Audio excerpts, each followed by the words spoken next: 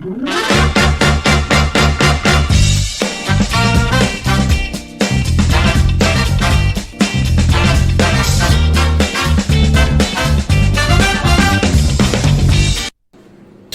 page des élections tournée, Félix Tshisekedi est déterminé de rendre son ultime mandat mémorable.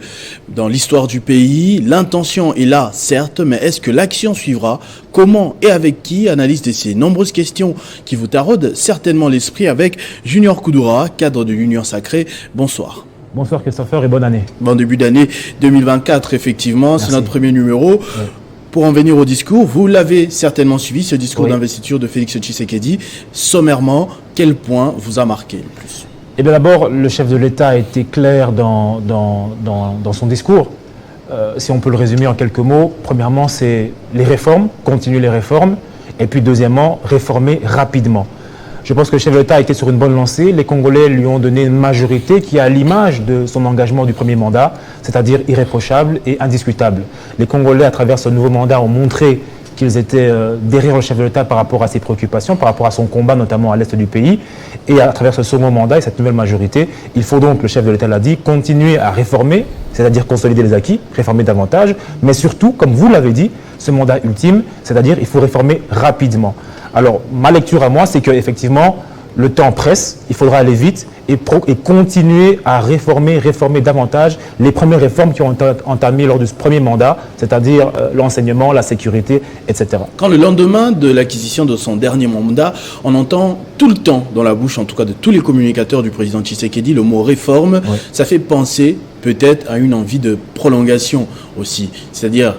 Qu'est-ce que vous entendez exactement par réforme? Est-ce que Félix Tshisekedi serait prêt, par exemple, à pousser son deuxième mandat plus loin? Non, nous pensons dans les réformes qui ont été entamées. Quand nous parlons réformes, nous pensons aux réformes qui ont été entamées. Je parle notamment de la première des réformes, c'est la sécurité. Félix Tshisekedi a fait de la sécurité, de la guerre à l'Est, la priorité des priorités lors de son premier mandat. Il faut que ça se reflète aujourd'hui au niveau du budget parlementaire, au niveau du budget gouvernemental, et que le Parlement et que le gouvernement mette en place aujourd'hui la première des priorités financières de financement, c'est l'armée, la sécurité. Vous le savez, on a aujourd'hui, grâce au président de la République, la première loi sur la programmation militaire qui permet que l'armée ait un calendrier de décaissement, de financement, lui permettant de réformer l'armée au niveau logistique, équipementier, formation, etc. Donc il faut que, premièrement, on continue sur ce plan-là, que la vision du chef de l'État par rapport à l'Est du pays soit répertoriée, impactée sur le budget de l'État et que l'État alloue à l'armée la priorité en termes de financement. Deuxièmement, c'est la question de l'enseignement qu'a entamé le chef de l'État. C'est aussi une réforme qu'il faut continuer. Le chef de l'État a lancé la réforme de la gratuité de l'enseignement. Il faut voir dans quelle mesure, à travers le prochain ministre qui sera là, pousser davantage la réflexion pour voir pourquoi pas l'élargir au secteur de l'enseignement supérieur. Gratuitement, oui, mais pour enseigner quoi? Parce qu'il y a la question de la qualité qui se pose. Effectivement, on peut se dire que c'est aussi une réforme à mener. Élargir la gratuité de l'enseignement au secteur supérieur ou même au secteur primaire, mais aussi réformer davantage dans quel sens? Dans le sens de dire revoir les manuels scolaires, remettre à niveau les professeurs autant au niveau primaire que universitaire, revoir les contenus de ce que nous enseignons à nos enfants en termes de, par exemple, des cours d'histoire. Nous enseignons la colonisation, mais aujourd'hui, les enjeux de l'heure, dans l'histoire du Congo, sont beaucoup plus concentrés sur les ennemis et les conflits interrégionaux en Afrique.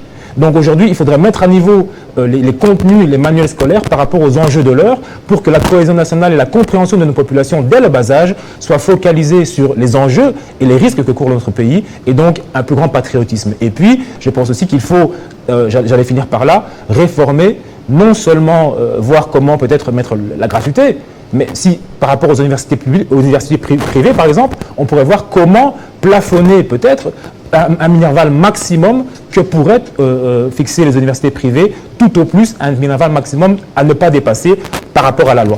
Donc c'est des réformes-là qu'on peut mener au niveau de l'enseignement. Félix Tshisekedi a battu campagne, comme vous l'avez dit ici vous-même, en mettant un accent quand même particulier sur la sécurité. Un pays occupé jusqu'aujourd'hui, on l'a dit, par les forces rebelles, soutenues clairement par le voisin rwandais, mais on a eu l'impression que Félix Tshisekedi investit, c'est peut-être parce qu'il y a eu énormément de pourcentages, notamment 73, c'est beaucoup. Félix Tshisekedi ne compte pas s'arrêter que sur la sécurité. On l'a entendu automatiquement parler de la création de l'emploi. Oui. On a entendu parler de renforcer l'efficacité des services publics, diversifier l'économie.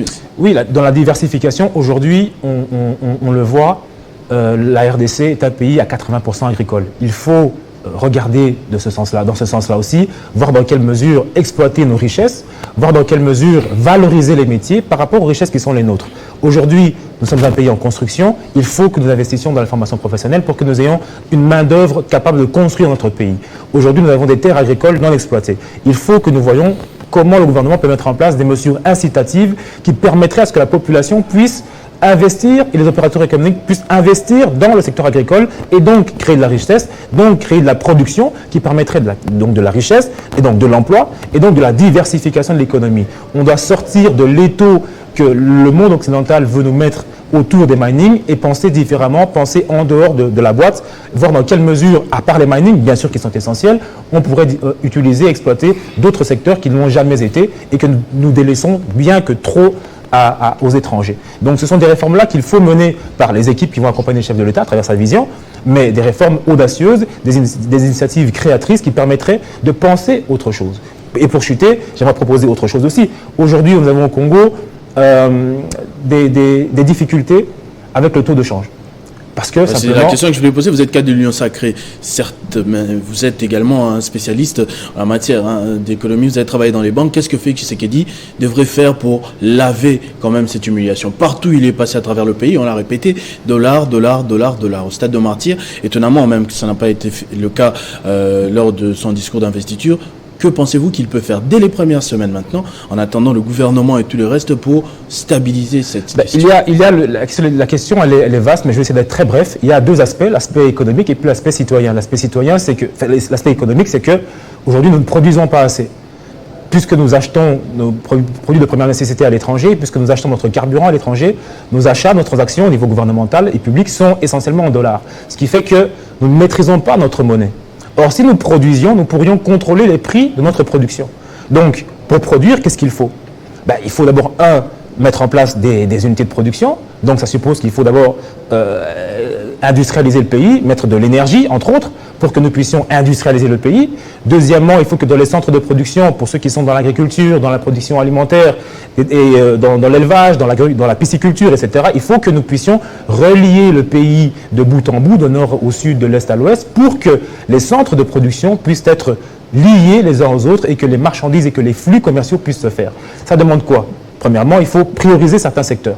Je l'ai dit, on ne pourra pas tout faire durant 5 ans, mais il faut prioriser des secteurs qui sont capitaux pour le développement du pays et donc pour le pouvoir d'achat des populations et le taux de change. Il faut investir essentiellement dans les infrastructures, essentiellement régler la question de l'énergie et donc de l'industrialisation. Sans énergie, il n'y a pas d'industrialisation. Sans infrastructures routières, que ce soit chemin de fer et les routes, on ne pourra pas faire des échanges commerciaux d'importance et donc permettre une production interne congolaise et donc permettre à ce que le franc congolais reprenne de la valeur. Le deuxième aspect, c'est l'aspect citoyen. Je l'ai dit, aujourd'hui, la dédollarisation, qui est le problème que vous posez à travers le taux de change, est une question citoyenne. Aujourd'hui, si nous voulons dédollariser, il faut aussi que les Congolais comprennent que nous serions tous demandés à utiliser essentiellement et majoritairement le franc congolais dans tout ce que nous faisons au quotidien, dans nos courses, à la banque, dans nos transactions, dans nos achats, à la santé, etc., etc., etc. Donc c'est un effort à la fois économique et citoyen qui demande des réformes profondes et donc des ministres et des dirigeants qui vont accompagner le chef de l'État avec des mesures concrètes de réforme. Et donc ça demande effectivement un travail réfléchi mais rapide et pragmatique. Alors, il y a également un autre aspect dans tout cela, ce sont les animateurs qui vont accompagner Félix Tshisekedi lors de ce second mandat. On a suivi avec grande attention la prière du pasteur Roland Dallot, avec cette phrase devenue emblématique depuis samedi: on est fatigué des voleurs, et que Félix Tshisekedi ait la sagesse de nommer des gens corrects, des gens qui ont l'amour du Congo. Oui. Qu'est-ce que Félix Tshisekedi devrait faire en pratique pour éviter les erreurs qu'il a eu à commettre lors de son premier mandat? Je pense que le chef de l'État a eu le courage lors du premier mandat de s'attaquer frontalement à la question du Rwanda et de la guerre à l'est du pays. Et je pense que le chef de l'État, sur ce second mandat, il l'a dit lors de son discours, aura le courage d'affronter la question de la formation de ce gouvernement et de la compétence qui doit être au centre des critères d'élévation d'un homme politique pour occuper des responsabilités politiques. Qu'est-ce que ça veut dire? Ça veut dire qu'aujourd'hui, le piège à éviter, c'est de retomber dans ce qui a été dans le passé la règle, choisir des hommes sur base d'un équilibre sociologique, socio-ethnique, culturel. C'est-à-dire qu'on ne peut pas reposer et déposer la gestion d'un pays sur le fait qu'il faille qu'il y ait toutes les ethnies dans toutes les institutions et que ce principe-là soit le gage de la réussite d'un gouvernement. Non, c'est une erreur. Je pense qu'il faut prendre, non seulement c'est une erreur, c'est ça qui tue même le pays, je pense qu'il faut prendre comme seul critère le critère de la compétence. Il faut que la majorité parlementaire qui va se dégager autour du chef de l'État, qui est écrasante, et donc les leaders de ces partis politiques... Et si on peut faire une pierre deux coups, trouver et la compétence et l'équilibre socio-politique. Mais je vous garantis, M. Christopher, que dès lors que vous trouvez de la compétence dans le chef des Congolais, dès lors que les Congolais voient que le pays va de l'avant, ils ne s'intéresseront plus au fait qu'il y ait tel ou tel leader de telle ou telle province dans les institutions. Les Congolais ont besoin de développement, de progrès, et le progrès repose sur le travail, la compétence, l'innovation, la créativité. Aujourd'hui, il faudrait, si je pouvais conseiller le chef de l'État, il faudrait demander aux dirigeants des regroupements politiques qui composent la majorité et donc qui vont composer le gouvernement, de lui mettre à disposition les meilleurs de leur parti et regroupement politique à sa disposition. Non pas tenant compte de leur origine, mais de lui mettre à disposition les meilleurs acteurs politiques de leur plateforme, ne tenant pas compte de leur origine, mais tenant compte uniquement de leur qualification, de leurs compétences et de leur patriotisme et de leur moralité. C'est ainsi que je pense que le pasteur Dallo a lancé ce message, qui est le sien. Mais je pense que l'idée, c'est de se dire qu'il faut aujourd'hui changer et retourner la table, il faut renverser la table et penser uniquement compétences. Aujourd'hui, le chef de l'État a des enjeux majeurs, c'est le mandat ultime, il repose... les Congolais ont refait confiance au chef de l'État, bien plus encore que lors de son premier mandat. Ça démontre à suffisance que les Congolais croient en lui, croient en ses combats contre le Rwanda, croient en son combat pour le social du Congolais. Il faut que ce combat soit animé par des animateurs qui partagent cette vision et qui partagent la compétence dont le pays a besoin pour aller de l'avant. Mais parlons de son discours pour revenir. Comment le pays pourrait fonctionner sans opposition? On va le dire clairement, on a suivi la publication des résultats législatifs nationaux, puis législatifs provinciales il y a encore quelques heures. Oui. La majorité, c'est-à-dire Félix Tshisekedi, a pratiquement tout. On n'a même pas besoin d'attendre l'informateur pour comprendre qu'il a raflé pratiquement 90% des sièges. L'opposition, je rappelle que pour une fois, pour la première fois en RDC, tous les grands leaders d'opposition ont participé à un processus électoral présidentiel. Joseph Kabila n'était pas là. Par choix. Mais on ne peut pas forcer un leader à ne pas participer. Mais dans le passé, il y a eu des leaders qui ont été empêchés de participer. Cette fois-ci, tous les leaders qui ont estimé et voulu participer ont participé. Deuxième chose, ces leaders ont souhaité y participer de manière individuelle et non regroupée. C'est un choix politique qu'a fait l'opposition librement, qui n'a pas été imposé. Et donc, il faut tirer les conséquences et que ce choix n'a pas payé, visiblement. Et que les Congolais ont choisi la continuité, la stabilité, le progrès avec Félix Tshisekedi. Et donc, tirons les conséquences. Une fois que l'opposition au niveau présidentiel a échoué à rassembler des voix, la conséquence suit également au niveau des législatives nationales et puis provinciales. C'est qu'une conséquence logique. Aujourd'hui, le chef de l'État l'a dit encore dans son discours. Il souhaite à ce que, pour la première fois, encore une fois, qu'il y ait au niveau du Parlement, effectivement, comme le prévoit la loi, un porte-parole de l'opposition. Il milite pour cela. C'est bien la preuve que c'est un démocrate et qu'il souhaite que les institutions soient animées telles qu'elles devraient l'être. Là, on parle de l'opposition, c'est peut-être la chambre à côté, mais parlons de l'union sacrée en interne. Les résultats publiés, on sent des mécontentements en interne, une petite guéguerre, on dirait un petit championnat sur qui sera après Félix Tshisekedi ou qui doit être Premier ministre tout de suite. On sent des lobbying, des discours dans l'opinion qui ne semblent pas donner de l'avantage au président de la République. C'est d'abord une compétition politique, elle fait des vainqueurs et des vaincus. Le fair play demande à ce que les vaincus acceptent les résultats. Parfois, ce n'est pas le cas. Ça fait partie du jeu politique. Aujourd'hui, la priorité de l'Union sacrée, croyez-moi, c'est de mettre en place une équipe gouvernementale qui va accompagner le chef de l'État le plus rapidement possible avec des résultats. Bien évidemment, il y a cette majorité, elle est hétérogène. Mais le jeu politique le veut. Est-ce que ça ne va pas jouer un tour au président de la République après? Encore une fois, je l'ai dit, le chef de l'État... Comme on s'était plaint avec FCCK, non, le chef de l'État... Le chef de l'État a dit lors de son discours qu'il a compris les Congolais et qu'il a tiré les leçons de son premier mandat, de sa campagne électorale. Aujourd'hui, comme je l'ai dit, le chef de l'État, je pense, va poser comme premier critère de nomination de son équipe des gens qui sont essentiellement compétents. Ça doit être le seul critère qui vaille. Aujourd'hui, le chef de l'État est tenu à la population à une obligation de résultat. Et tenant compte de cela, il est tenu donc de fait de trouver des gens, la perle rare, qui pourra l'accompagner dans son mandat. Aujourd'hui, je pense que avec la majorité qui sera la sienne, si autour de lui, il trouvera que les gens qui travaillent ne sont pas compétents suffisamment, il aura la latitude de pouvoir les évincer et continuer avec ceux qu'il estime être bons autour de lui. Donc il n'y a aucune contrainte aujourd'hui de nature à le bloquer dans son travail. Aujourd'hui, le chef de l'État est face à l'histoire, les Congolais espèrent en lui, ils l'ont essayé un mandat, ils le veulent pour un second. Nous sommes tenus de travailler et d'avoir des résultats. Le chef de l'État doit laisser une trace au Congo, il doit laisser quelque chose d'indélébile. Il faut donc qu'il se consacre au travail, il faut dire aux Congolais la vérité, qu'en 5 ans, en 10 ans, on ne peut pas tout faire, mais il y a des pôles et des secteurs essentiels qu'il faut réformer.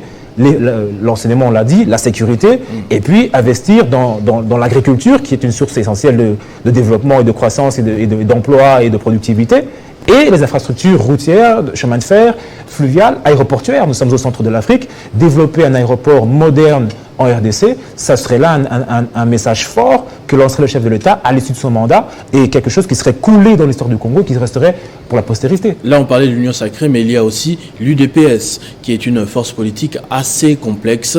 Le président de la République s'en est vanté dans son discours, oui, en tout cas, mais comment ça va se passer alors qu'il y a énormément de frustrés que l'on ne semble pas maîtriser, y compris par ceux qui détiennent la signature? Non, la frustration, elle est relative. Aujourd'hui, l'UDPS, effectivement, vous l'avez dit, à la majorité des sièges au niveau de la députation provinciale à Kinshasa notamment, et même au niveau national. Mais c'est quand même le parti qui a lutté longtemps en RDC pour la prise de pouvoir. Donc, quelque part, c'est explicable. Et puis c'est le parti qui a soutenu initialement le chef de l'État lorsque personne ne le soutenait, donc c'est explicable. Mais aujourd'hui, la question n'est plus là. Je pense que pour le chef de l'État, la question n'est plus de savoir quelles sont les luttes internes. Aujourd'hui, il a besoin d'hommes et de femmes, de jeunes et de vieux prêts à travailler avec lui pour le pays. Et je pense que si le chef de l'État lance ce message-là au niveau de sa majorité parlementaire, croyez-moi qu'il obtiendra les personnes dont il a besoin pour travailler et aller de l'avant. Mais effectivement, ça fait partie du jeu politique que ceux qui ont plus de députés se battent pour plus de sièges, pour plus de ministères, pour plus d'entreprises. Mais le problème, c'est pas ça. Le problème, c'est pour quel intérêt, pour quel enjeu. Si c'est pour l'intérêt du peuple, c'est pas mauvais. Donc vous êtes peut-être contre le mérite sociopolitique, mais quand on parle de poids politique, vu... c'est l'histoire de la démocratie. C'est l'histoire de la démocratie. Quand vous pesez aux législatives, vous avez de facto droit à certaines responsabilités politiques.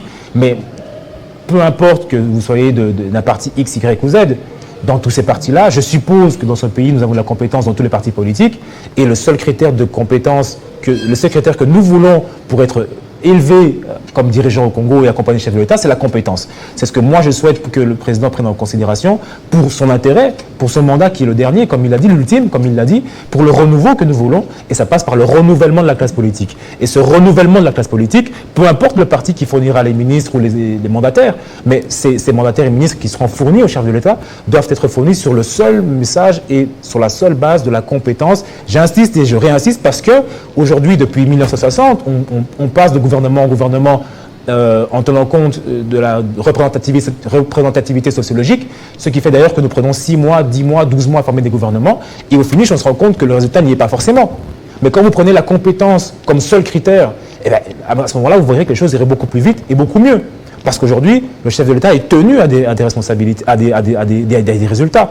Et donc, nous lui demandons, en tant que Congolais, en tant que jeunes, qu'il soit extrêmement rigoureux sur le choix des dirigeants qui vont l'accompagner, des collaborateurs qui vont l'accompagner, et puis extrêmement sévère sur les sanctions à leur appliquer en cas d'échec.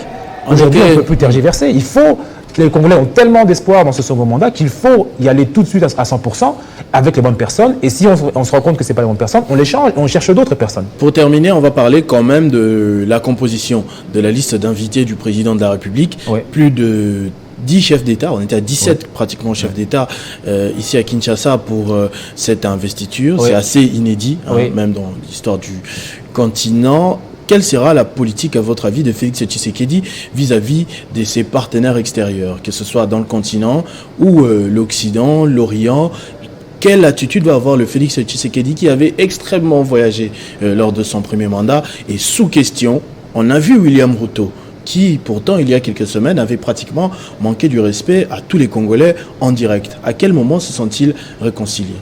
Non, le chef de l'État, d'abord la politique en elle-même, c'est les relations économiques et internationales. Les relations internationales sont là pour préserver les intérêts économiques des pays. Donc nécessairement, la présence du chef de l'État démontre à suffisance que nous avons avec des voisins de bonne foi des bonnes relations.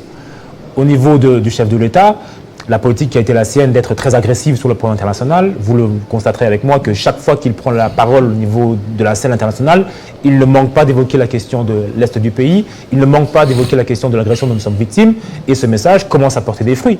Aujourd'hui, la majeure partie des pays qui nous accompagnent et qui nous entourent aujourd'hui sont au courant de la question est souvent sur la table. Aujourd'hui, le chef de l'État, je pense, va maintenir une politique dynamique pour régler la question de l'Est du pays.